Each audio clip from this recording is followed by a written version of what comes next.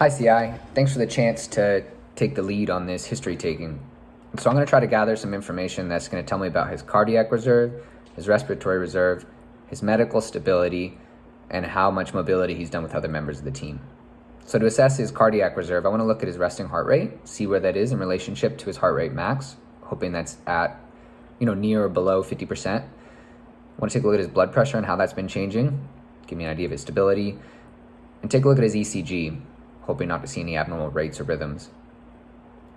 In regards to his respiratory function, we know he's ventilated for 5 days now, so I want to take a look if they're starting to wean any of those parameters. Have they decreased his liters of oxygen? Is he fully ventilated, or is he able to take spontaneous breaths? And then I want to get an idea of how well he's perfusing, so we can look at some of his ABGs, hoping to see his saturation above 90% and his partial pressure of oxygen close to 100. Some other values I want to take a look at in the chart to get an idea of how medically stable he is. It's going to be his white blood cell count. We're hoping his lung infection hasn't increased or spread, so his values should be below 11,000. We're looking at his platelet count, hoping that's above 20,000, so he's not at excessive risk for bruising or bleeding. And I want to look at his hemoglobin, hoping that's above 7, so that he's got enough oxygen being carried in his blood to support his tissues. Some other lab values I want to look at quickly are just his body temperature and blood sugar, and make sure he's metabolically stable for mobility.